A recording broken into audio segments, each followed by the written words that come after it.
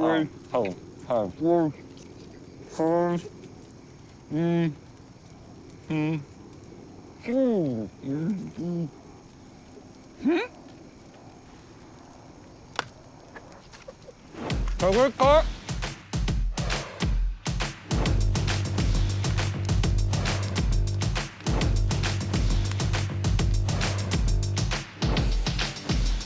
everybody, I'm James Palmer at Sun Outdoors San Diego Bay with filmmaker and illusionist Zach King, who's one of the most followed content creators on the planet.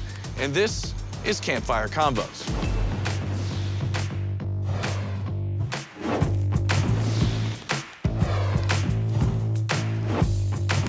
Zach, I'm glad we get a chance to do this. Yeah. Because very rarely you sit down with somebody who, I don't know, one of the most followed individuals on the planet Earth, right? Yeah, you. Yeah, me. Yeah, you. It's crazy. It's wild. Yes. It's wild. And to do that, I got to start with saying, like, are you the funnest dad on the planet with your workplace? Is it like, Dad, can we go to work with you? Dad, can we go to work with you? Yes. My kids, I feel like I'm in the sweet spot. I have a 5-year-old and a 4-year-old, and so they still think I'm the coolest dad right now. I don't know when that I don't know. ends. Like, what is this place like that you work in? But it's a warehouse. We have zip lines, go-karts. You know, our job is to make movies. Yeah, but so what you're describing, you're going to be that cool dad, I think, much, much longer yeah, than so maybe the probably most go-karts make dads me that cooler work in insurance. longer. Yeah.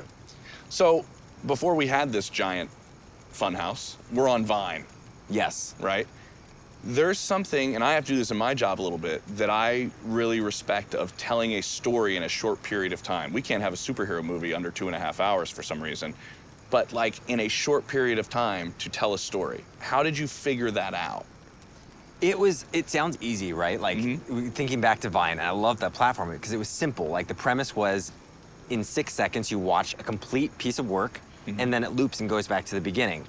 But for me, when I signed on even too, I was like watching people's videos, and it was mostly, when I signed up, it was just all comedy, people doing skits. Okay. And I was like, that looks easy, right? Like it's basically telling a little joke. Yeah. How hard could it be? So I add my flair of magic and do a little visual trick, but quickly realize like, wait, to really tell a story, like you have to have a complete setup, you have to have the middle, you have to have a great payoff in this ending, and you have to do it in 6 seconds. And so that was the fun creative challenge that got me excited about Vine in the first place. So the way you operate with all of this, why don't you like a lot of green screen stuff? Why do you like to do it, like, I guess do it actually, like build a set, have it move? Yeah. Like, it seems more complicated. What is your... It is more complicated. What is your love of that? But it looks better.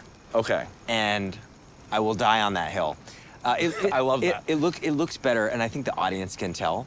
The industry has gone so far into green screen that it just, every superhero movie now, you just know. And for me, I'm a little disinterested, partly for that reason. You know, I love what James Cameron talks about from even, I think it's one of the Titanic behind the scenes, where he says like, what you want to do is like do a full CG shot, but then quickly cut to like partly practical, but maybe it's a miniature shot. But then the next one is actually completely different technique. And so if you're mixing the techniques and changing the order, like the audience never has time to catch on. And so for them, it starts to blend as all real. And I think that's what I love doing, is like using all the techniques and blending them. Before TikTok came out, we would never post. We always had filmed the behind the scenes and shown it, just because I'm fascinated by that kind of stuff, like how we pulled off the gag. Me too. And so to me, it's more interesting than the final video. And we posted a few on TikTok just as fun. We're like a side-by-side and behind the scenes with the real one. And all of a sudden, like those get like 20 million times more views or whatever. And it's nuts, like people like seeing, I thought it was nerdy, but people like seeing how it's made. Yeah, was there a thought though when you were going through that, going, well, I don't really want to show them. That's Yes. the magic, That's the magic, that's the right? fun. It gets people into filmmaking, and that's, to me, exciting. And again, I'm not like calling myself a magician, so the fact that it's a reveal as filmmaking, that's really cool. Yeah. Like I love that, the fact that your son, who's 9, could watch my behind the scenes and like think like, oh, that's what being a YouTuber is, or that's what like filmmaking is all about. Like I want to try that. I want to like see if I can do my own version of that technique. I mentioned your following. Like, do you ever feel, I don't know how to put this, like the pressure of the influence you have? You know what I mean? Or Yeah. what comes with Yeah. the influence that you have? Yeah. With the amount of people that are waiting for the next video or anything you put out? Not, it's weird, but no. Okay. I used to, but to me, my perspective is it's grown over such a long period of time. You know, when I think about a lot of young creators now who do blow up overnight, and it's like the Charlie D'Amelios of the world, and I don't know, like people like, do you remember like Alex from Target? Mm-hmm. Like that's where I think you have a different mental game to play, and you have to catch up to that really quick. You know, sometimes you do pinch yourself, and you're like, whoa, that is a lot of people, but it's kind of hard to fathom. Like when you think of a stadium, I mean, you would know how many people fit on average in a stadium, and it's like 70,000. 70,000. But like when you're talking millions, like it's just hard to even picture that. But it's cool. Like my favorite part is actually meeting fans in real life, and they're like, and it's the fans, kind of like your son, who's like got inspired for filmmaking, and that's what got him in. That's exciting to me. Yeah, totally get it. All right, check this out. Okay, so This is a big fan right here. I'll let you hit the old play button. You want me to watch the whole thing, Yeah. and then he's asking me a question? He's asking you a question. Okay. Hey Zach, I need some tips on my YouTube channel. I only got 36 subscribers, and if you do, thank you. Nice. So your son has 36 subscribers 36. on YouTube. Yeah, He'll 36. now have 37 after this. Yep. Oh wow, that'll be Yeah. huge for It'll be him. huge. Because I created 36 different email addresses, so Oh. he has 36 followers. They're all me. No, I'm just kidding. I'll He make actually 5 has. tonight. No. That's That's cute. awesome. So he wants to know how to grow his YouTube channel. Exactly. Is it a voice? Is it a? You're not a niche really. You're because you're like your audience is so broad. How do you grow a following? Is it that Growing it's a following- probably too broad of a question. Nixon asked a better question. No, that's actually a great question. Okay, great. Nixon, great question. Because for Nixon, and what I would tell him is like, the goal isn't to grow a following yet. Mm-hmm. It's just to make stuff. Make a lot of different stuff, because that's where like your tone, your voice, your style, what, you know, it'll even filter out. Do you even like making stuff? You know, you don't know at that age. One of the reasons I got into filmmaking was showing my family. Like we didn't have YouTube, but when I was little, it'd be like Friday nights or Saturday nights were when I'd premiere my thing that I made that week. yes. And it was like a 3-minute short film, and it was they were terrible. My family like, thank you guys for sitting through those, Mom and Dad, because they were probably awful. But I would say for me the pressure of posting it and seeing the public reception, like he can totally post it to YouTube, but maybe it's even just you or the family. Like he has that pressure, a little bit of fire behind his butt. You know, it's like I think it was what Malcolm Gladwell that talks about like the 10,000 hours. Like Yes. it is true. You have to put in many hours into YouTube or any craft to know before your tone of like what do you enjoy and what's coming out of that.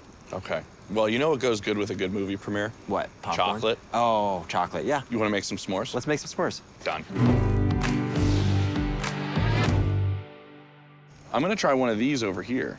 I've gonna never seen do- one of these guys before. Is this a graham crackers covered s'more? Yes. Cool. We're gonna use I that. like where you're at because you're gonna double it up. Yes. I love that idea. And I'm gonna go traditional And we're gonna put- Hamilton Porter s'more. So here's what we got going. Okay. There's a regular marshmallow here, chocolate pretzel, Oh, you put one in between. and a right. This graham is why cracker I'm s'more. where I'm at, Zach, and this is why you're where you're at. Someone's got the creativeness, the other person's just going traditional, stealing off the movie The Sandlot. All right, double it up. We're here in this park full of RVs. Didn't you live in an RV for a period of time? When, like, what are we building a house, or what was My going parents- on? Parents were building a house, right? My dad is great at doing a lot of things, and he decided that he could be the general contractor for building our home. And he decided to use us as labor, my 3 younger sisters and I. Really? So the house took about, I don't know, 5-6 years to build, half my childhood. And you're And so we living lived where in, during in this? the motorhome. And as a kid, I thought it was awesome. And Oh, actually, like anything that, like, be real, like you're in like a transformer. I would 100% That's what I live would in an have RV now if my wife was interested in doing that. But I mean, Oh, so you still like RVs? I thought maybe after 5 years in an RV, there's a bit No, of it was like cool 'cause you know why? You got the shakes while we're sitting out here. it was like I was homeschooled, so we'd get our school done early. But the thing had a VHS player, Oh, one in the yeah. back in Oh, the yeah. master bedroom, and then one in the front. And so after my parents would go to sleep, we would go out to that front little VHS and like play a movie. What's the first movie you're throwing on? Legally Blonde. That was what was out in Blockbuster at the time. Nice. Do you have any, like... I mean, it's also a great movie. Oh, it's tremendous. Do you have any, like, motorhome RV hacks, like, that you, like, figured out with this extended period of time. I knew you were in Don't there. actually use the bathroom. Go out in the woods if possible or outside.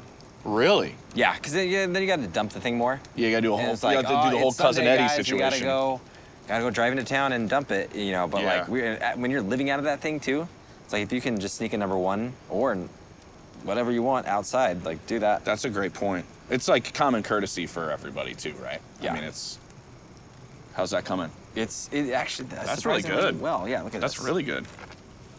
Cheers. Ooh, cheers. Love it. You're the first. Oh, Oh wow. They got attached. Look at that. Oh well, I dig oh, it. that chocolate's melting beautifully. So is this the part where guests just kind of like talk and They eat black at the same out. time? This is where I try to ask you questions with Mouthful of. mouthful of chocolate. You know? Oh. So did you travel a lot as a kid? Yeah, we drove around the motorhome and did. My dad was really into fishing too, and hunting. So we would travel around, and we would live out of that motorhome like next to a river for like a couple weeks. Really? Yeah, it was really fun during the summer, you know. But we were homeschooled, so it helped. We could like go for a random spot, kind of places like this, a little more remote, like not near a city. You definitely hear it'd be out in nature, and That's so amazing. yeah, it was really fun. Do you feel like now you would like to give your kids that type of experience in any capacity? I feel like the outdoors in general, like kids should experience that if possible at a young age. You get all this freedom, you know, for being outside. I feel like that's the first time you can go out and explore. Go make a fort, tree house, and have fun. This is so good. Well, You know what makes you wouldn't this? even think there's, like, the way I'm eating this, you wouldn't even think there's a whole camera crew and you here. This is something a man would do completely in Are you gonna wipe solitude. that on like your shirt? No. I'm gonna wipe on yours. You know what's amazing about this is the good choice was the pretzel covered in They chocolate. really giving added Oh, it's got an extra crunch in the middle. texture, if you will. Yeah. So do you think that helped you? Just being on the go? I think it helped me learn to make stuff. Okay. Like it gave me a hobby to do because in RV life, like you got to kind of keep yourself busy. And if you're not playing, I mean, you play in the outdoors a lot, but I would also have my camera. And so to me, I was having these moving sets everywhere. Like we'd go to a new location, I was like, I'd walk out the camper door and be like, production value. Like there's like huge mountains over there. Like let's shoot I was doing like a bunch of war films. I had just watched all kinds of Spielberg movies, and it's like I was trying to do my version of E.T. at one point, Indiana Jones, and so Of course. we went to some dunes at one point, and I'm like, this is Indiana Jones, like let's shoot that thing. I also had like these movie scenes that like 8 movies making at once, and Love it. wherever like the production value led me, I would shoot a scene for that, and like a movie would take me like, I mean, I never finished these things, but they're still. We should being finish made. them now. Do you Yeah. have the tapes? I would. Would you audition? I'd love to audition. There's this. I'm just trying to secretly wipe this chocolate without people notice.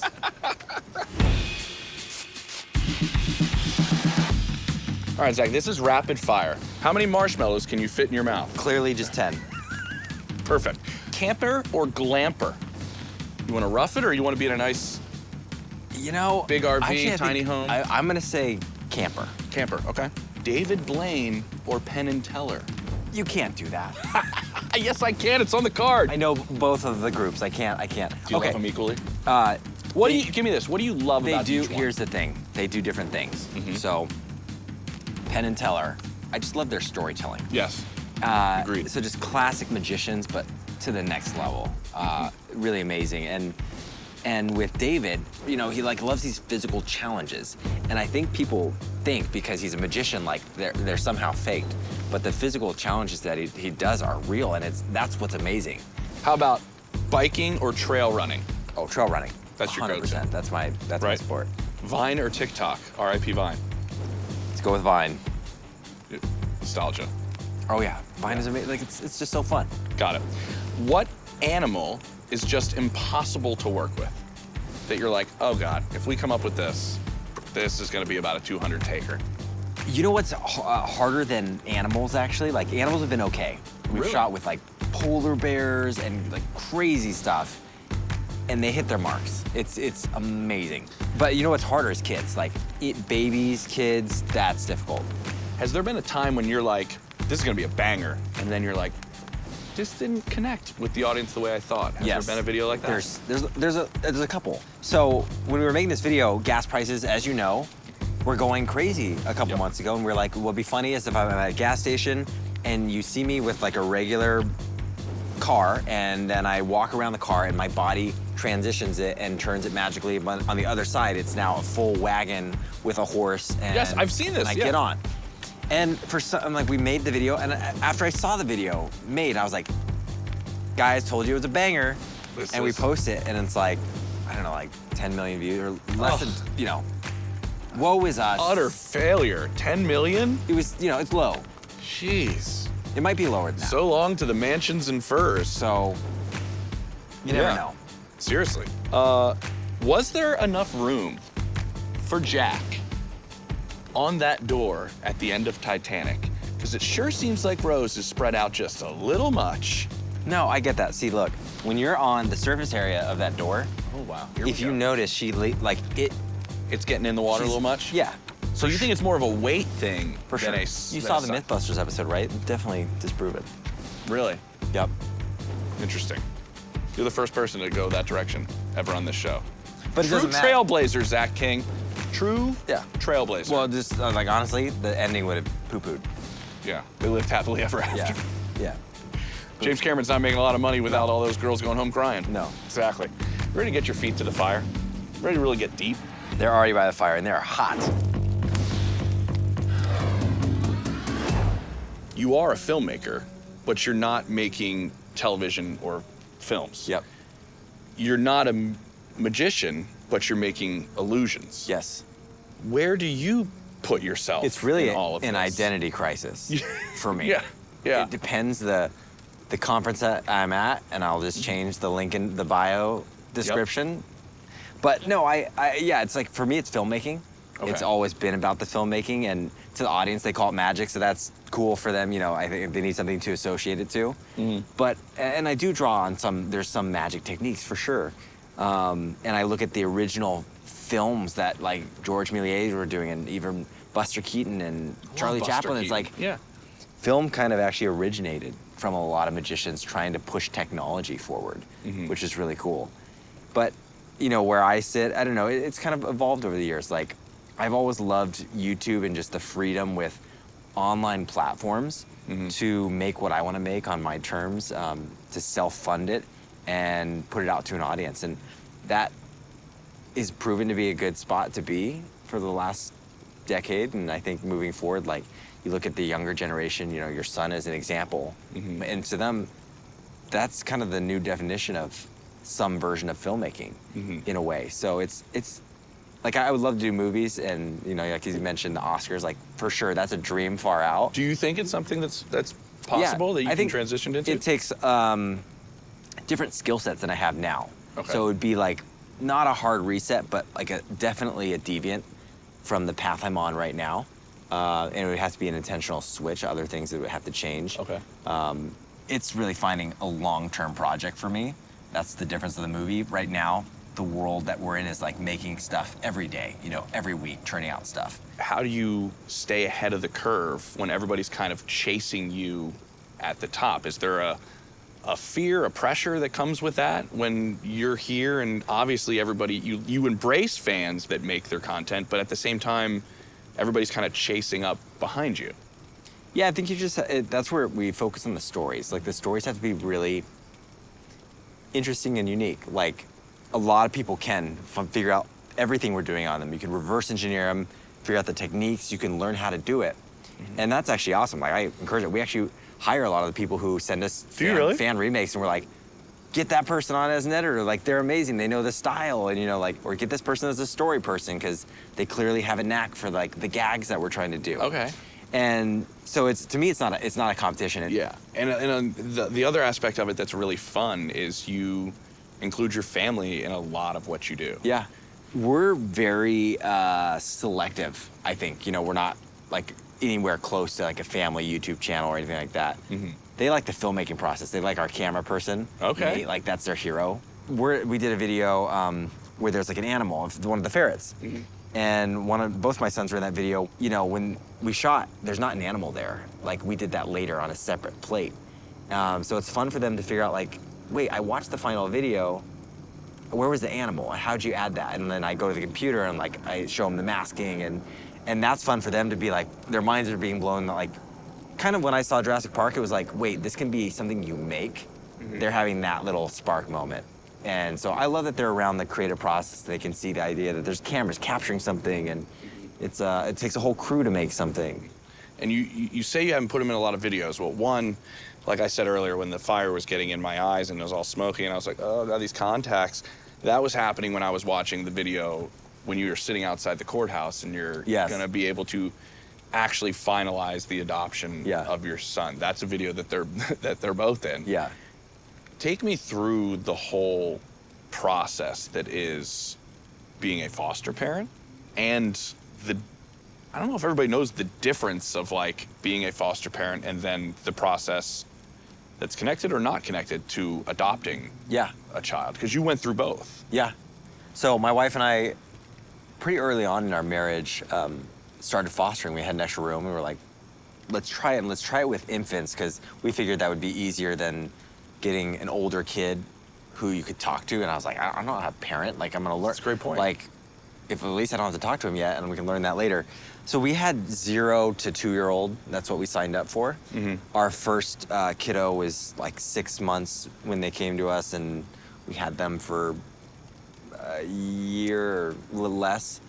And so basically kids come in, and your goal, at least, you know, here in the States right now, it's currently aimed for like reunification to the bio parents. Get the bio parents as healthy as possible, whatever issues they have. They're going through a couple years of counseling and different trainings, and sometimes it's as simple as like they don't have a safe place to live, like they don't have a job and don't have an apartment, so they need to like get situated, and you have their kids and you become the parental guardian during that time with the state. So you just take them to visits. It all changes based on the kid's case and how much they can or can't see the parents, but you're the parent of these kids for that time. And you love them like your own kids. Like people ask me like, is it different to have, because I have a biological son and an adopted son, is there any difference in the foster, like the love you have for them? And it's like exactly the same. It's really cool actually. Like like there is zero difference. And like I think about all the kids that have been placed in our home, even if it's a shorter time or whatever, like for that period, like we got to love on them like our own kid. And that's important developmentally for them to be a part of that and have that, you know. How hard is that for you though, when you're like, time's up? Oh, so hard. The transitions, it's so hard. What happens that drive home for you and your wife after? It's silent. It's dead silent. And then I remember the first placement was when we really learned about it. But we came home and like, they're all the baby toys. Like, and we're like, do we clean these up now? And like, we just sat and just cried. Yeah. But do you clean that up now? And then like, we ended up leaving it out for a few days because it was just bizarre. Yeah. You know, like, but then we took a month off, and that's when our oldest son, who's now adopted, joined our family. We fostered him for 2.5 years, and then we had a bio son, and then we've done some more fostering after that. And it's interesting now with older kids too.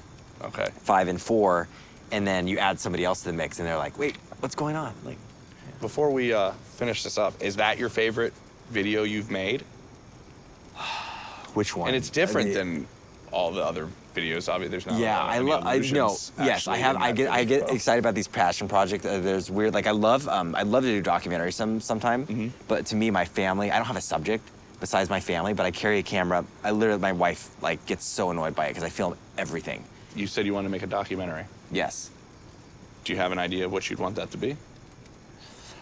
I feel like somebody's probably done this, but I think it'd be fun to do like a challenge, to make it a challenge. So like, you mentioned tiny homes earlier to me today, and that made me think, like, what if I move into a tiny home for 1 year with my whole family, and we just see what that's like? But also, or it's got to be about something more. It's like maybe like minimal impact on the environment or something. So you like have to raise your own. Maybe it's like / moving on a farm, and you also have to like maybe have an only electric vehicle. Like you make it difficult for yourself. Like I would watch a documentary on someone gathering and hunting their food for every day for a year. Okay. What if it was two guys that hunted and gathered every day for a year? Do they live in a tiny home? That live in a tiny home? I'm in. I'm in too. Yeah, great. Love it. That's gonna be like a banger documentary. Right? Yeah, I got a feeling for these things.